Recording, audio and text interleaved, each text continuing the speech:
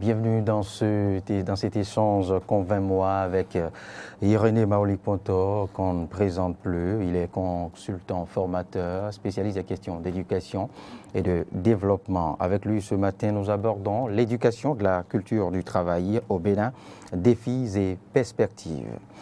Un tout dans nos circulations, à chaque instant de la journée, on constate un monde impressionnant de compatriotes se rendant au service aux différents lieux d'occupation, marchés et autres. De quoi conclure aisément que le Béninois aime travailler.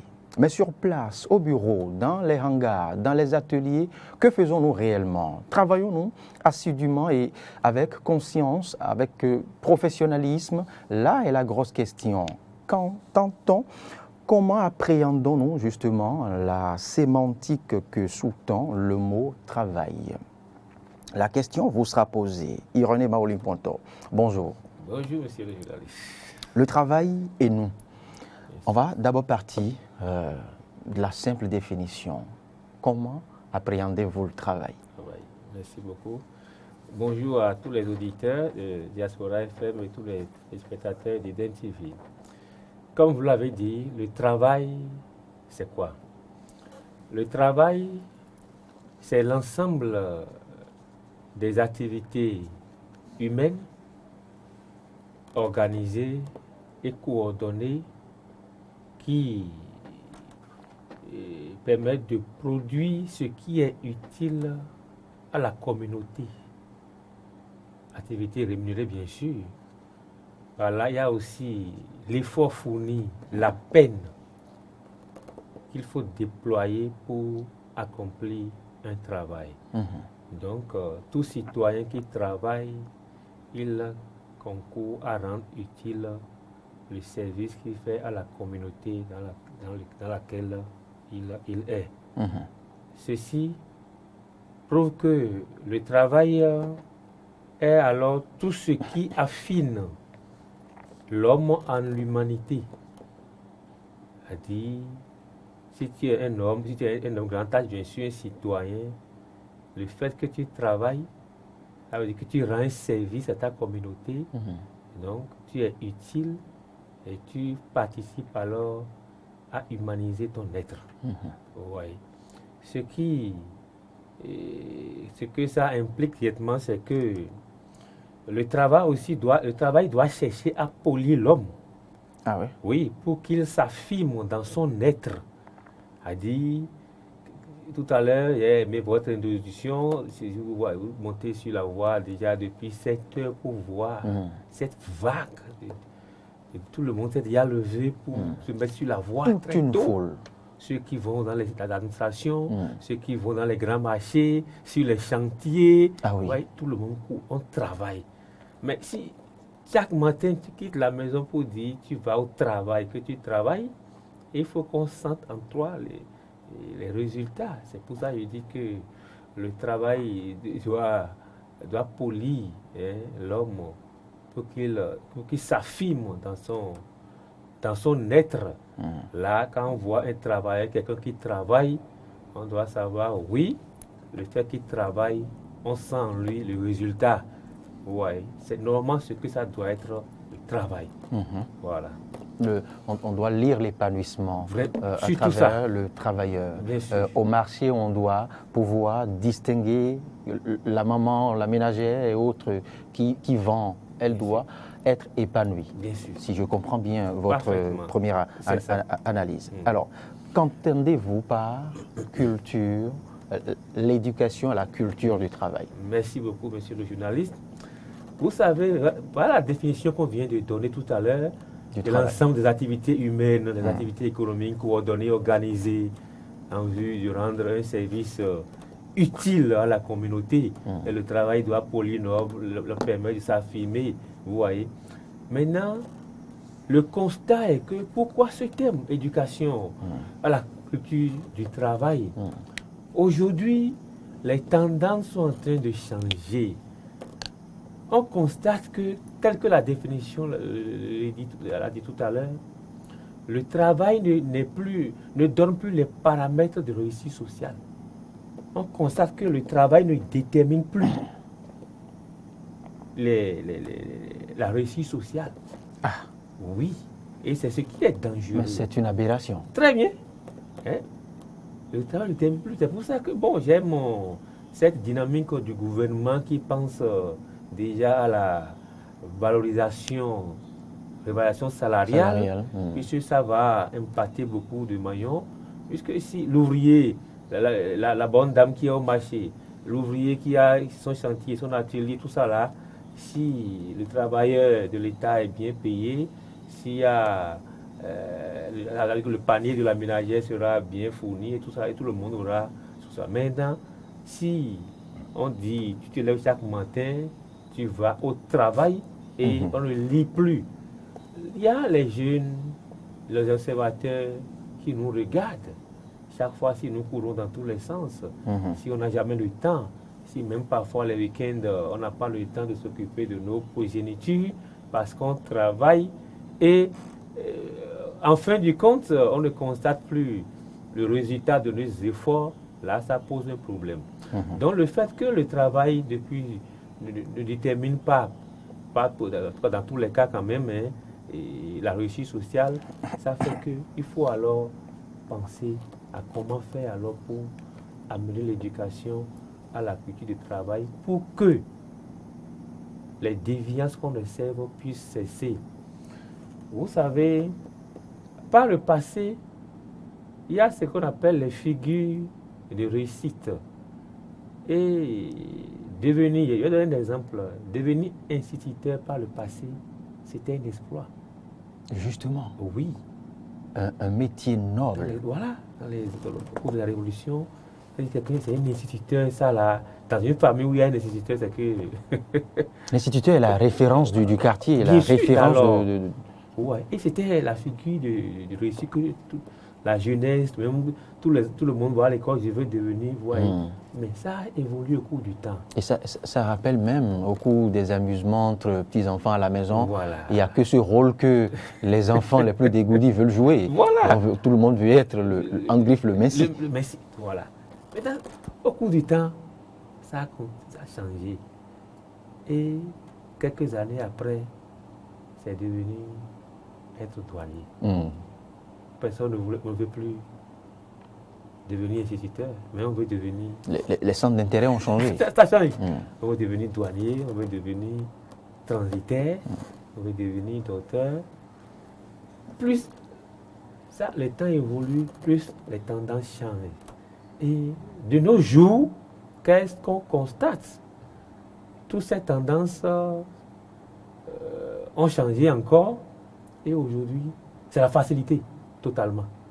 On constate que les jeunes ont un regard vers ce que j'ai appelé déjà par ici l'ingénierie sociale, c'est-à-dire l'ANAC. On veut s'enrichir du jour au lendemain, mais sans travailler. Voilà pourquoi c'est ce thème de l'éducation à la culture du travail. Il faut qu'on prouve que pour réussir, il faut travailler. Il faut travailler pour gagner sa vie, pour gagner son pain quotidien, et non se ranger derrière la facilité, c'est-à-dire le gain facile pour commettre les désordres que nous constatons dans la vie active, dans la vie sociale d'aujourd'hui. Puisque tout le monde, on observe. Et là où c'est un peu désolant, si on observe dans le quartier, si on dit que le travail ne détermine plus les figures de... Voilà. La réussite sociale n'est plus symptomatique du travail. Tu as un travailleur vraiment très poli qui va observer tout le temps, qui revient.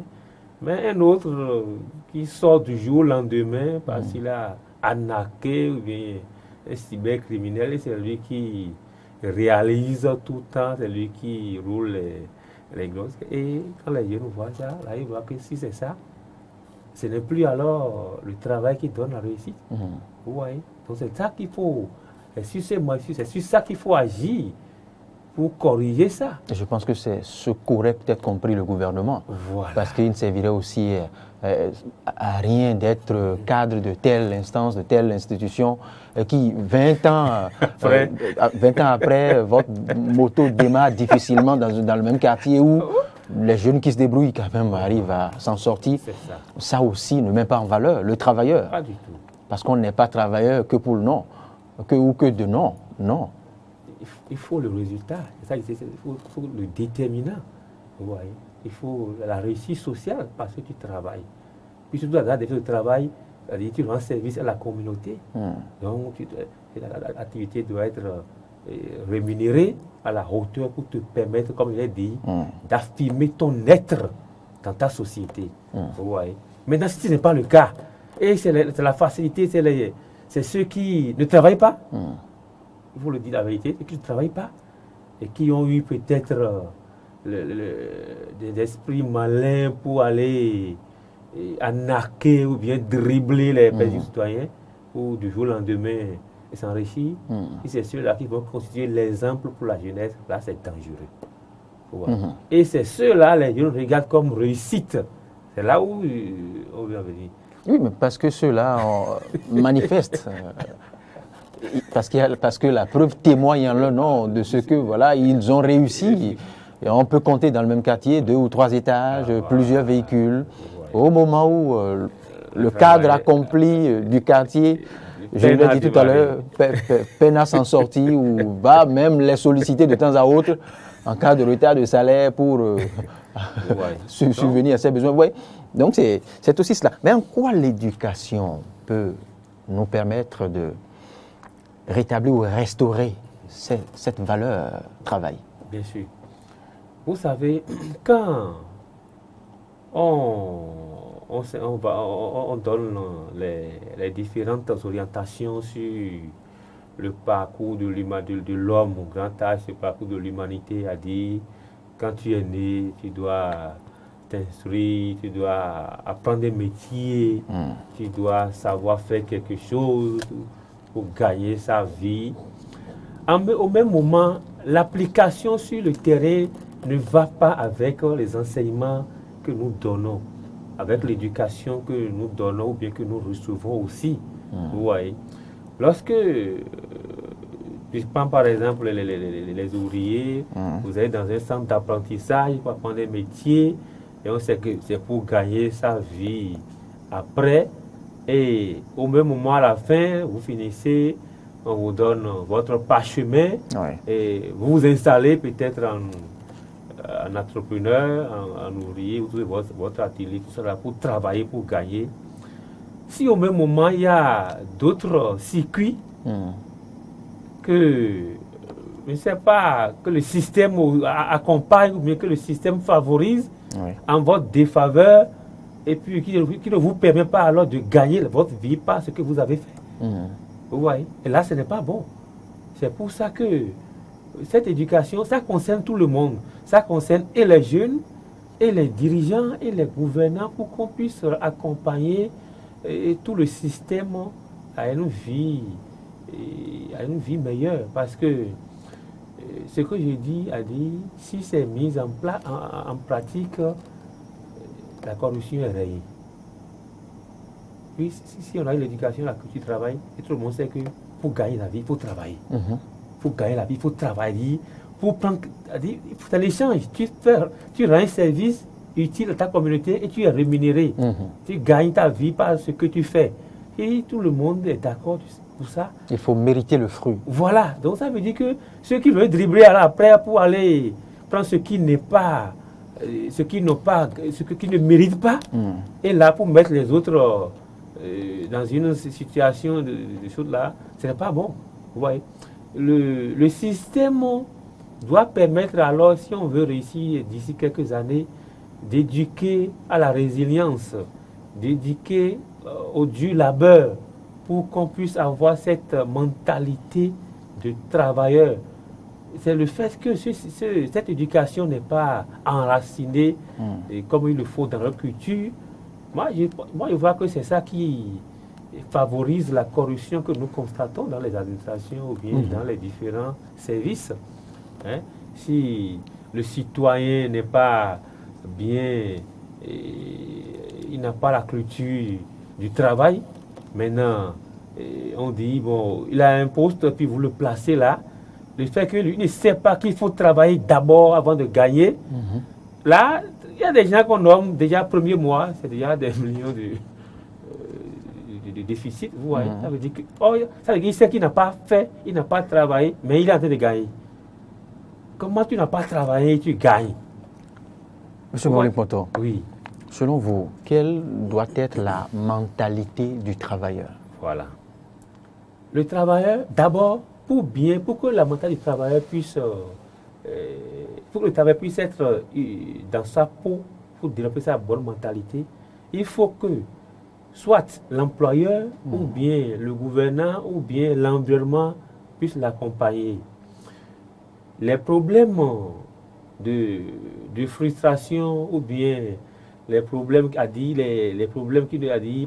Je donne l'exemple toujours de cette stratégie que le nouveau gouvernement est en train de faire la promotion pour dire, bon, actuellement, il faut revaloriser les salaires, ça veut dire que vous levez le SMIC, vous voyez. Donc, si le travailleur, dans son être, est satisfait à la hauteur de son niveau intellectuel, à la hauteur de son travail, à la hauteur de ce qu'il fait. À la hauteur de l'effort fourni. De l'effort fourni, puisque le travail, c'est l'effort, c'est la peine qu'il déploie aussi. Là, ça lui permet alors de développer la mentalité du service bien fait. La mentalité de tout faire pour tous les jours aller au travail pour rendre ce service qui est utile. Parce qu'il sait que quand il rend ce service-là, il gagne son pain et il a fini son lettre. Parce qu'on a vite fait... Je vous arrête pas, poursuivez.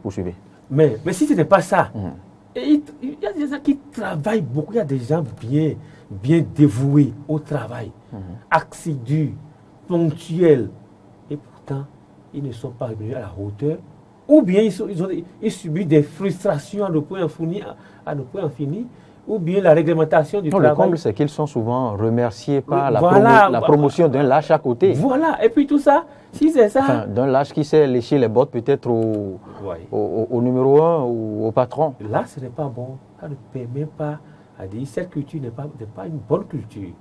Ici, vous avez dit tout à l'heure que c'est l'environnement, c'est le gouvernant, c'est l'employeur ou bien c'est les clients, tous a dit. C'est toute la chaîne. Et quand on dit travail, ce n'est pas seulement celui qui est dans les administrations publiques, non. Même si tu es un entrepreneur, tu vas au service, il faut que ton environnement te favorise la tâche. C'est-à-dire tes clients, tes collaborateurs, ceux qui vont donner les marchés. Si tu vas prendre un marché, puis on te soumet à payer peut-être 30%, bien 50% d'abord, avant de... Tout ça, c'est fini. Là, ça veut dire qu'on ne te permet pas d'affiner ton dette, de faire un bon travail. Voilà. Si celui qui doit te remettre le travail de marché, lui, il te soumet d'abord à payer 10 ou un pourcentage plus élevé. Voilà, plus élevé, puis tu finis, puis tu reviens encore à zéro. Pour un marché où il n'a rien investi. Voilà, vous voyez. Oui. Voilà, donc c'est toute une chaîne, ce que je dis. Donc, pour que la mentalité du travailleur puisse être une mentalité ainsi, pour que c'est dans sa peau de bien travailler, il faut que l'environnement, l'employeur, les clients, tout ça là puisse l'aider. Et là, lui, l'éducation qu'il aurait reçue va lui permettre de rendre son service à la communauté, de rendre un service utile à sa communauté.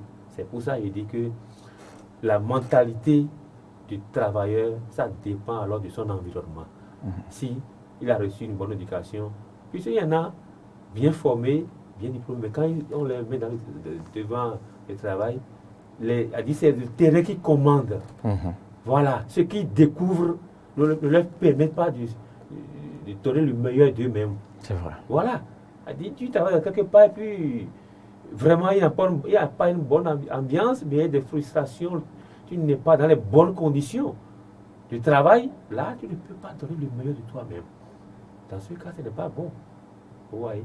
Puisque pour l'exercice de la vertu, il faut un minimum de moyens. Ah oui. Bien sûr.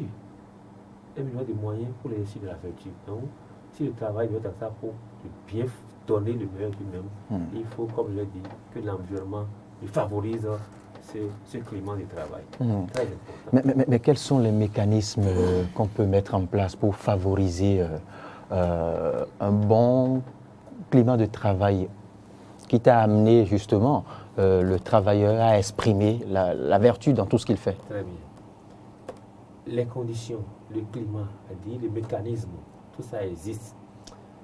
D'abord, avant de revenir sur le mécanisme, les conditions qu'il faut mettre en place, il y a un écrivain, un acteur, un auteur qu'on cite souvent, Franck Fanon, qui dit chaque génération doit, dans une opacité relative opacité, découvrir sa mission, la trahir ou la remplir. Ou la réussir. Vous voyez. Donc, quand nous sommes citoyens, on est diplômés, il faut que, quand le jeune diplômé va à la recherche du travail, qu'il y ait un système en place qui lui favorise les conditions d'avoir accès à un travail décent qui correspond à ce qu'il a fait. Ça dit quoi? Revoir la valorisation de notre diplôme. Vous voyez, quand il vient avec un certain bagage intellectuel, il faut que le système puisse lui permettre d'avoir assez cette fonction et de les exercer comme il le faut, sans contrainte. Si en exerçant une fonction, il y a encore des contraintes, ça veut dire quoi? Premier mécanisme, valoriser les diplômes, valoriser l'accès à des fonctions. Il faut que ce qu'il faut, l'homme qu'il faut, à la place qu'il faut. Et on a du plaisir à le dire. Voilà. Il faut que le pouvoir puisse, dans tous les secteurs, que ce soit dans le privé ou dans le public, il faut que quand un travailleur, on prend quelqu'un d'une certaine catégorie, on puisse lui laisser la tâche d'exercer ce qu'il a appris, quoi. Sans contrainte. Il ne faut pas qu'il y ait des barrières ou bien qu'il y ait des obstacles, des contraintes. Ce n'est pas bon. Donc, premier mécanisme, c'est ça. Voilà. L'autre, il faut aussi ce qu'on appelle le nerf de la guerre. Ah, oui. Je voulais vous y convier. Oui. Mais puisque vous y êtes. Il faut le nerf de la guerre, à dire, sans ça, le travail n'est pas accompli, il n'est pas épanoui. Il faut le payer à la hauteur de ce qu'il fait. Là, il a une certaine fierté pour venir au travail. Il éprouve une certaine motivation. C'est l'énergie, ça. C'est ça, on appelle aussi la motivation. Oui, il faut motiver le travailleur. Pas un travailleur, c'est un collaborateur, même si c'est un entrepreneur, il faut que tous les services qu'il rend à ses collaborateurs, tous les marchés qu'il déroule, il faut qu'on lui laisse la peine de jouir de tout ce qu'il fait dans son service, dans son entreprise, dans son atelier. Donc, le nerf de la guerre a dit c'est important pour que le travail puisse être accompli et épanoui. Vous faites bien d'évoquer la question que vient de nous balancer un ami qui nous suit. Voilà. Vous parlez de nerf de la guerre, la motivation à sa juste valeur, bien sûr. Selon l'effort fourni. Et en cas de retard de salaire, que doit faire le travailleur? Le travailleur est démotivé ou retard de travail, ou bien absent de salaire, ou bien... C'est-à-dire, par le passé, vous savez, notre pays avait connu des situations désagréables. Ah oui. Bien sûr. Je me rappelle cette époque. Voilà. Où les travailleurs n'ont pas salaire pendant des mois. Ah oui. Regardez ce qui s'était passé dans le pays, dans les quartiers, dans les contrées. C'était catastrophique. Ouais. Donc, mais là, l'État n'en pouvait plus. Voilà. C'est vrai que le citoyen ou le travailleur ne pouvait non plus comprendre et partager cette posture de l'État. Voilà. Donc, c'est pour ça que tous ceux qui avaient vécu ce système ne doivent jamais permettre que ça revienne. Ouais. Donc, un travailleur qui a accompli, qui a rendu son service, et au temps opportun, il n'est pas payé, ou bien il y a un retard 2 mois, 3 mois, 4 mois, ça a une démotivation qui s'installe totalement. Il est démotivé. Mais que recommande la morale dans ce sens? Dans ce sens-là, il faut tenir ferme.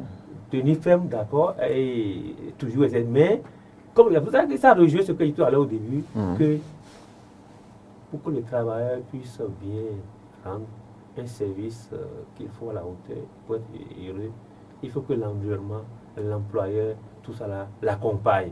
Vous voyez, dans cet accompagnement, il y a la rémunération. Vous voulez rappeler l'autre adage populaire, la plus belle fille du monde ne peut donner que ce qu'elle a. Si ça a une défaillance de l'autre côté, ça va agir sur le service. Et si nous sommes dans la lutte contre la corruption, où tout le temps on chante lutter contre la corruption, on ne veut pas que le travailleur puisse arnaquer ou bien puisse commettre d'autres délits, ça veut dire que à échéance qu'il faut, il faut régler les comptes. Bons comptes, bons amis. Ça veut dire que s'il y a retard, s'il y a tout ça là, ce n'est pas bon. Normalement, dans les sociétés qui se respectent, dans les pays qui se respectent, un employeur ou bien l'État qui veut connaître un développement, une société qui veut connaître une évolution, un développement pour que ces services ou bien ces produits puissent bien marcher, ne doit pas permettre un retard dans le traitement salarial de ses employés ou bien de ses collaborateurs. Puisque les employés en gris, c'est des collaborateurs. Oui, mais il n'y a aucune entreprise qui veut le faire, qui veut ainsi se comporter. Mais il y a des conditions qui amènent certaines entreprises à connaître quelques retards. Voilà, là, maintenant, il faut collaborer alors dans ce sens, dans ce cas. Il faut que le travailleur puisse comprendre ce qui se passe. Voilà. Oui, si le travailleur comprend, il est rassuré, là, il n'y a pas de problème. Mais pour plusieurs cas, ce qu'on observe dans les pays, dans certaines administrations, dans certains services, le travailleur ne comprend pas ce qui se passe. Il n'est informé de rien, mais il est là, il travaille, mais il n'a pas le retour. C'est ce qui est déplorable. Oui, c'est ça qui est déplorable. Quand il a l'information, quand il sait qu'il il est rassuré, il sait que voilà, il peut avoir de retard, mais qu'il peut espérer. C'est vrai qu'il y a d'autres structures qui opposent encore à ce retard des menaces. Non, bon, il y a de menaces, il y a de retard certes, mais vous vous soumettez, vous continuez à rendre. Ça, voilà. Il y a de ce type. Ce n'est pas bon. Voilà. Ce n'est pas bon. Donc il faut que le système de travail. Parce qu'il faut en exiger du travailleur, certes, mais il faut le minimum de conditions, comme vous avez dit. Oui, vous savez, nul être ne peut rendre aussi efficacement dans ce qu'il est en train de faire quand il reçoit à tout moment que voilà, la SB2E est venue chercher son compteur, et que la SONEB est venue chercher son compteur, et que l'enfant vient d'être renvoyé à la maison, et que le locataire menace d'enlever quelques tôles ou bien d'enlever la porte. Vous savez, et tout le temps on est au travail, tout le temps on travaille. Voilà. C'est-à-dire, si on va respecter la définition que vous donner du travail, on ne doit pas arriver à cette extrémité où il y a retard, ou bien où il y a impayé, où il y a, je ne sais pas, arriéré, tout ça. Là. Pas du tout, on ne doit pas arriver à cette extrémité. Mais si ça devait arriver, il faut collaborer, et rassurer et motiver l'équipe pour qu'on puisse avoir un travail bien fait. En un mot, pour conclure tout ceci, quels défis et perspectives de la culture du travail au Bénin? Pour notre pays, le Bénin, pour ce qu'on vient de peindre, les défis qu'il faut essayer de relever, c'est quoi? Il faut que, premièrement, comme je dit tout à l'heure, les jeunes qui aspirent à une fonction, qui aspirent à travailler et puissent cultiver réellement cette motivation qui est en eux. Pour que lorsqu'ils seront devant un service, devant un travail, dans une entreprise, il faut qu'ils donnent le meilleur d'eux-mêmes. Il faut qu'ils travaillent sincèrement, quoi. Il faut qu'ils rendent le service tel qu'il le faut. Deuxièmement, le système, le législateur a un défi à relever pour sécuriser le travail, pour sécuriser les travailleurs, puisque il y a une chanson depuis un certain temps dans l'air de ce gouvernement qui a dit, je ne sais pas, prouve que le travailleur n'est plus en sécurité au Bénin. Ça veut dire quoi? Même si tu accèdes à une fonction, à tout temps, à tout moment, on peut te décharger, on peut te licencier, tout ça là. C'est une manière déguisée de nous exhorter à l'auto-emploi. Voilà, donc, non, même si l'auto-emploi aussi, on a besoin de collaborateurs. Une seule personne a dit, on ne peut pas réussir à faire tout, même si il y a une entreprise avec des collaborateurs. Donc si le collaborateur vient, il faut qu'il soit en sécurité. C'est vrai. Et si le système qui est là ne lui permet pas, il sait que même s'il vient, il n'est pas en sécurité, ça veut dire qu'on n'est pas encore dans une satisfaction. Non, non, non. Donc ça, c'est le législateur qui va permettre aux travailleurs d'être en sécurité. Il faut qu'on le rassure, il faut qu'il y ait des tests qui favorisent la bonne ambiance dans les services, la bonne ambiance dans le traitement des travailleurs. Vous voyez, les différents contrats, les divers contrats qui se donnent aujourd'hui sont des contrats biaisés, des contrats... Non, c'est pas biaisé, c'est résolument bien encadré par les tests de la République. Non, actuellement, ce qui se passe n'est pas bon. Actuellement, de nos jours... Que ce soit bon ou pas, c'est une législation en place. Oui, on s'y soumet. Voilà. Il faut que le législateur... Il y a un adage que je ne saurais pas résumer, un adage fort, qui dit qu'à une certaine haie, vous êtes attaché devant et à une certaine haie, vous êtes attaché derrière. Vous comprenez? Donc, on s'y soumet, on fait avec cette loi sur l'embauche et le temps que ça durera. Voilà. Mais nous parlons de développement, si on veut connaître un développement pour tout le pays, quand on observe les pays où le travail est, bon, tu démarres un mois après on te charge, tu démarres un an après tu la vois. Non, ça amène à dire on parle d'éducation, ce que le travailleur lui observe. 30 secondes encore. Ce qu'il voit, ce qu'il entend, tout ça là, c'est ça qui donne l'orientation de ce qui va devenir. Ouais. Si on t'engage, malgré que tu donnes le meilleur de toi-même, un an après tu es jeté dehors, tu t'engages encore, le meilleur de toi-même, 2 mois après on te jette. Voilà la culture, voilà ce que ça donne. Ça développe en toi une autre culture qui n'est pas la meilleure, qui n'est pas la bonne pour le développement. Ouais. Donc il faut que l'économie dynamique pour les perspectives, c'est l'économie dynamique qui crée la richesse, qui crée l'emploi, donc qui crée le travail. Donc il faut qu'on puisse favoriser le développement des entreprises. Il faut aussi que le gouvernement puisse permettre à la jeunesse de s'épanouir en leur donnant accès à des opportunités qu'il faut, que ce soit dans le service public ou privé ou bien dans l'auto-emploi. Il faut que tous les maillons travaillent en synergie d'action pour que le climat du travail, le climat des affaires, le climat du développement puisse être favorable à tous les jeunes, à tous les citoyens. Et il faut aussi que la corruption, c'est une perspective aussi, essayer d'enrayer la corruption. Et tout à l'heure, quand on dit que quelqu'un passe un concours, après on dit que c'est annulé. Et puis c'est devenu je ne sais pas, une activité ou une récurrence. Ce n'est pas bon, tout ça, ça n'augure pas d'un bon avenir. Ouais. Merci Irené Maoling-Pontor. Je rappelle que vous êtes consultant formateur, spécialisé en questions d'éducation et de développement. Avec vous, nous avons abordé l'éducation à la culture du travail au Bénin, défis et perspectives. Merci pour votre sens de partage et pour votre disponibilité. Et excellente suite de journée à vous. Merci, bonne journée à vous.